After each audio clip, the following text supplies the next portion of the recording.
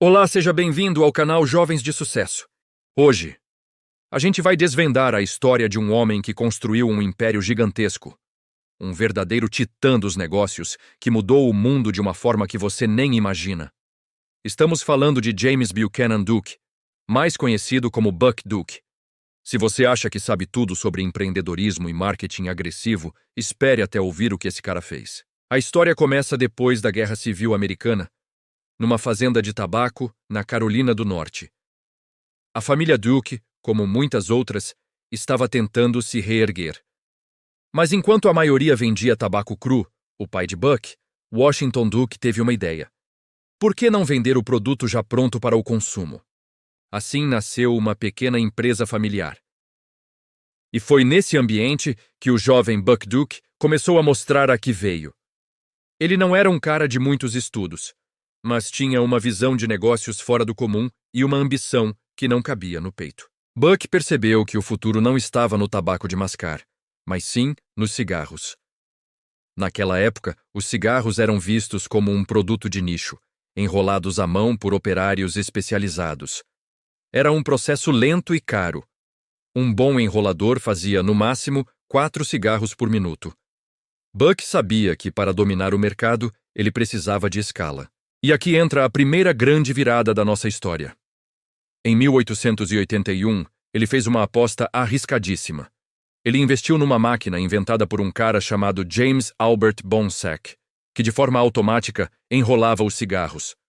A máquina era tão nova e instável que a maioria dos fabricantes de tabaco riu da ideia. Mas Buck não. Ele viu o futuro. Depois de muitos ajustes e dores de cabeça, a máquina de Bonsack começou a funcionar a todo vapor na fábrica dos Duke. Os resultados foram incríveis. A máquina produzia 200 cigarros por minuto, o que equivale ao trabalho de 50 operários. De repente, Buck Duke tinha a capacidade de inundar o mercado com cigarros baratos. Mas surgiu um novo problema. Como vender tudo isso? A produção era gigantesca, muito maior que a demanda existente. Foi nesse momento que o gênio do marketing de Buck Duke realmente brilhou. Ele percebeu que não bastava produzir, era preciso criar o desejo de consumir. Ele foi um dos pioneiros do marketing moderno, usando táticas que são estudadas até hoje. Ele começou a investir pesado em publicidade. Anúncios coloridos em jornais e revistas, cartazes espalhados por todas as cidades.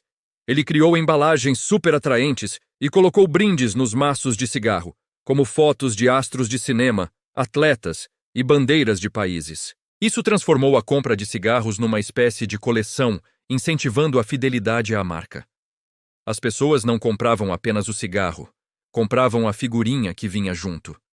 Buck também patrocinava eventos, corridas de cavalos e distribuía amostras grátis em massa. Sua estratégia era simples e brutal: fazer com que a sua marca estivesse em todos os lugares, o tempo todo. Ele queria que todo mundo fumasse todo dia e, adivinha, conseguiu. Em poucos anos, o consumo de cigarros explodiu nos Estados Unidos. E Buck Duke estava no topo, controlando mais de 40% do mercado americano. Mas a ambição de Buck não parava por aí. Dominar o mercado não era suficiente. Ele queria ser o próprio mercado. Começou então uma verdadeira guerra de preços contra seus concorrentes. Com sua produção em massa e custos baixíssimos, ele podia vender seus cigarros por um preço que ninguém conseguia igualar. Ele cortou os preços drasticamente, levando muitos de seus rivais à beira da falência. Quando seus concorrentes estavam enfraquecidos, ele chegava com uma proposta: ou vocês se juntam a mim, ou eu vou esmagar vocês. Os maiores fabricantes de tabaco dos Estados Unidos cederam, um por um. Em 1890, Buck Duke orquestrou a fusão das 5 maiores empresas de tabaco do país, criando um conglomerado monstruoso chamado American Tobacco Company. A American Tobacco Company não era apenas uma empresa grande, era um monopólio. Controlava cerca de 90% de todo o mercado de cigarros dos Estados Unidos. Buck Duke era o verdadeiro manda-chuva do tabaco, controlando tudo, desde o cultivo até a fabricação, distribuição e venda. Ele era, sem dúvida, o rei do tabaco. Ele ditava os preços, esmagava qualquer nova concorrência e expandia seus negócios de forma implacável. Seu império não se limitou aos Estados Unidos. Buck olhou para o mundo e viu um mercado global a ser conquistado. Ele se jogou de cabeça no mercado britânico, e isso acabou gerando uma verdadeira guerra do tabaco com as fábricas locais. E adivinha? Mais um acordo rolou. Eles criaram a British American Tobacco, uma joint venture para controlar o mercado de tabaco no mundo inteiro, exceto nos Estados Unidos e no Reino Unido. A estratégia de Buck era global, dividir para conquistar. Buck Duke estava se tornando cada vez mais polêmico à medida que seu império crescia, e isso gerava muitas discussões. Ele era visto como um barão ladrão, um monopolista sem escrúpulos que acabava com a concorrência para ficar rico. Todo mundo sabia que ele não tinha limites.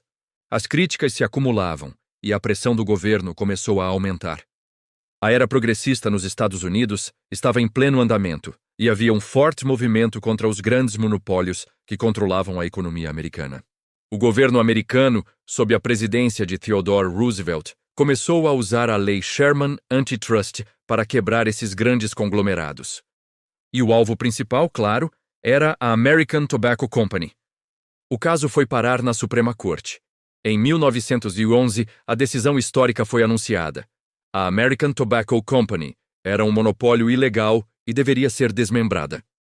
O império que Buck Duke construiu com tanta astúcia e agressividade foi forçado a se dividir em várias empresas menores, como a Reynolds, uma nova e menor da American Tobacco, e a Leggett & Myers.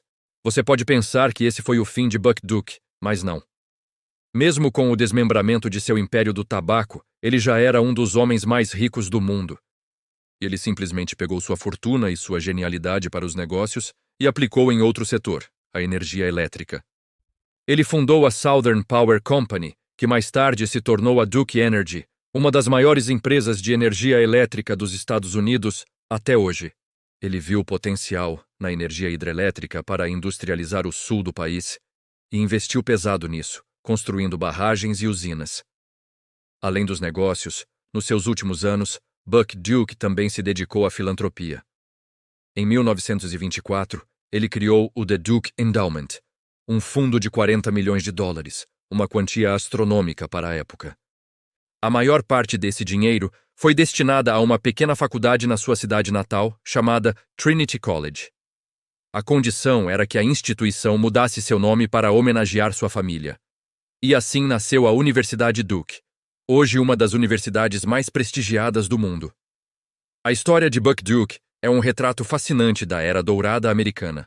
Um conto sobre ambição, inovação, marketing genial e uma busca implacável pelo poder.